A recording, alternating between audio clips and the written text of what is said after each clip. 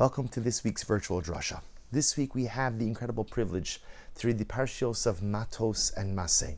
And in Parshas Matos we learn of the war against Midian.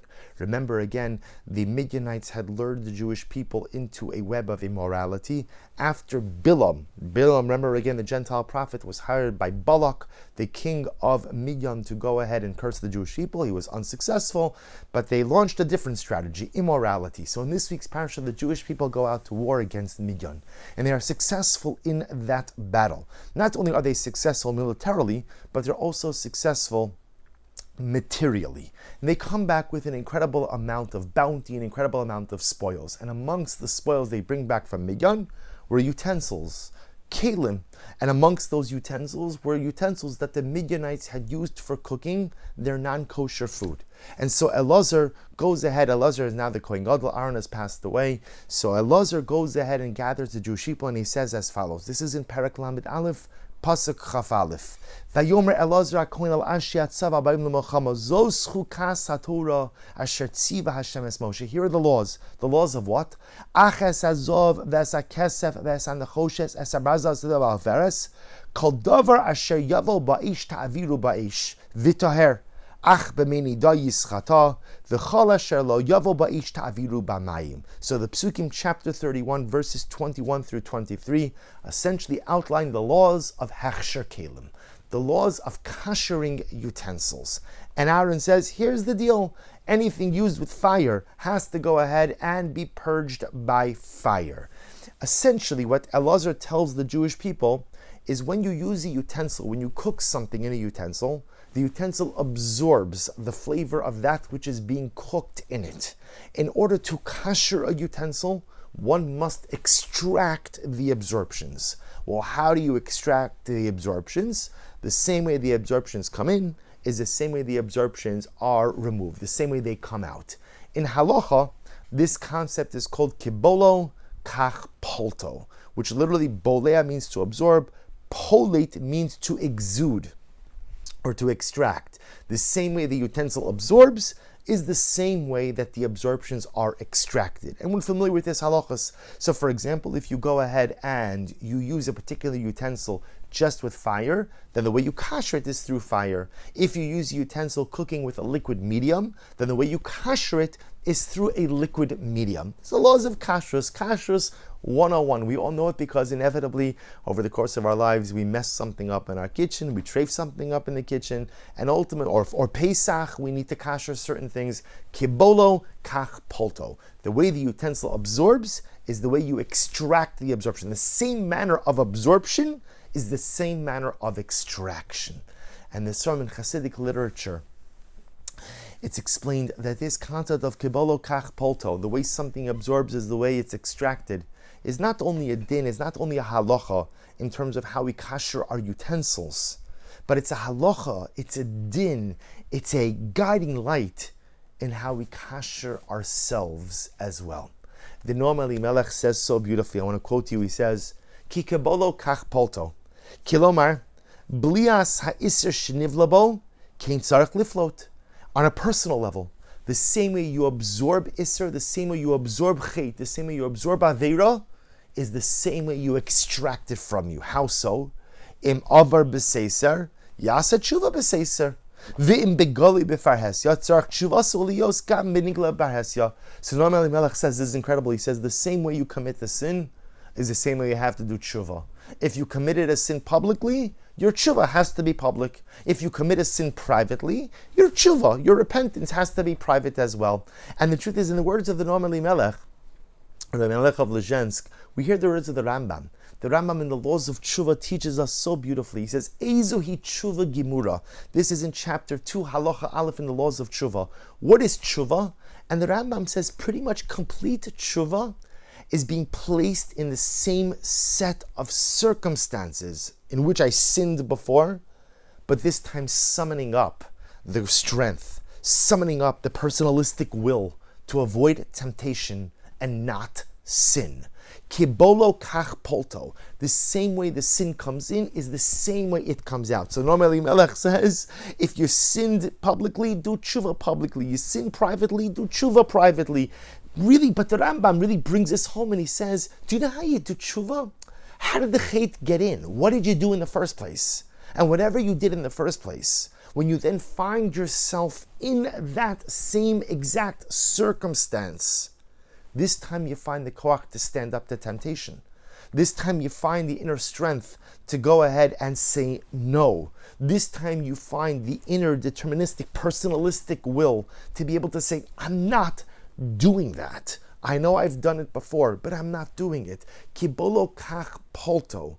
Tshuva, the same way that I go ahead and I kasher my utensils. How do you kasher? I cooked something non-kosher in my pot.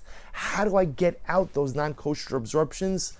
The same way it came in is the same way it goes out. It came in with fire, it goes out with fire. It came in with water, it goes out with water. On a personalistic level as well. You want to be about tshuva? You want to go ahead and rectify the sins of the past? You want to fix that which is broken? Well, figure out how it got broken and just reverse engineer. So the Rambam says, I'm in a particular situation and I sinned. When I'm in that situation again, I'm going to summon up the courage. And this time, I'm going to do things differently. But I want to conclude with an incredible idea and insight by the Baal Shem Tov HaKadosh.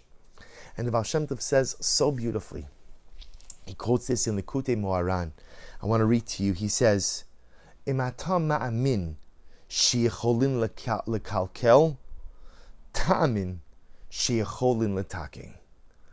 If you believe, says the Rebbe, that you could break things, if you believe that you can mess things up, then you must also believe that you can rectify things. Im atam ma'amin sheyecholin lekalkel, if you believe that you could break something, destroy something, mess something up, ta'amin sheyecholin lesakin, believe that you have the ability to fix it as well. And this, says the Baal Shem Tov HaKadosh, is the concept of kibolo kach polto. If you let it in, you can get it out. If you allowed the sin, if you allowed the impurity, if you allowed whatever vice or whatever negativity to enter into your life and to enter into your soul, the same power you had to let it in is the same power you have to get it out. If you believe you can destroy, then you have to believe that you could fix. Kibolo kach poto, whatever could be absorbed could also be extracted. And Rabbi Nachman's words are so profound because all of us believe in the power to destroy.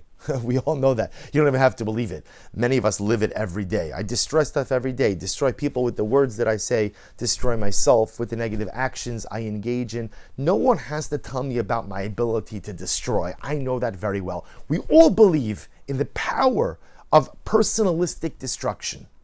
The problem is, we don't believe in the ability to fix. We don't believe in the ability of tikkun. We don't believe in the ability to extract that which has been absorbed. And Rabbi Nachman says, Im atom mamim sheyecholin lekalkel. If you really believe that you have the koach to destroy, then you have to have the other side of Amun. You have to have the other side of that coin as well. Tamin. Then you have to believe sheyecholin lesakin, that you could fix it as well. Kibolo kach polto. Whatever you allow in, you also have the ability to take out. And as such, we see that when Elazar stood before our ancestors many generations ago, and was seemingly giving them the halachos of kashrus, hechsher kelim, how to kasher your utensils, he wasn't just teaching them how to kasher their pots and pans in their kitchen, but he was teaching them how to kasher, how to rectify the most important utensil of all, the utensil of self, the kli atzmi, the utensil of who I am.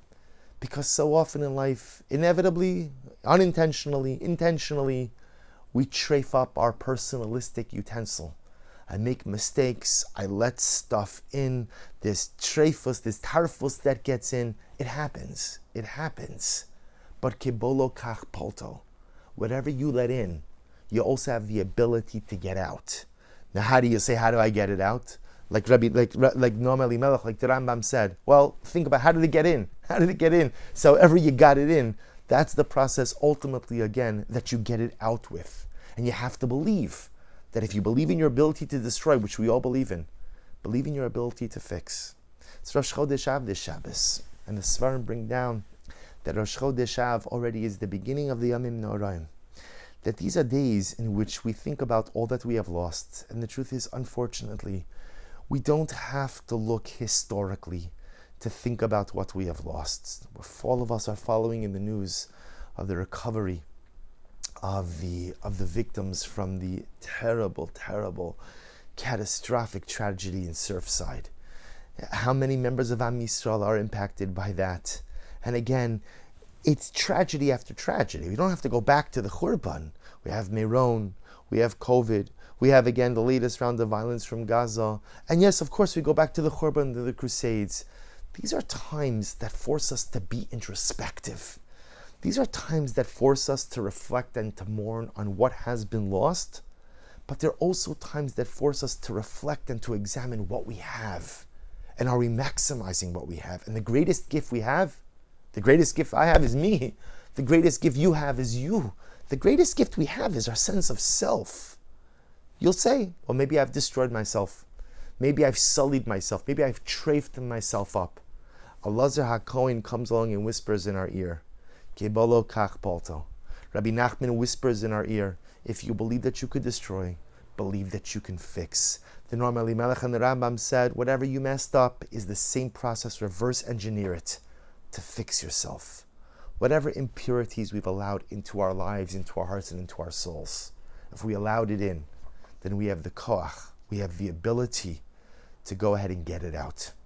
May we find the courage, may HaKadosh Baruch Hu give us the courage to introspect, to look inside our personalistic utensil.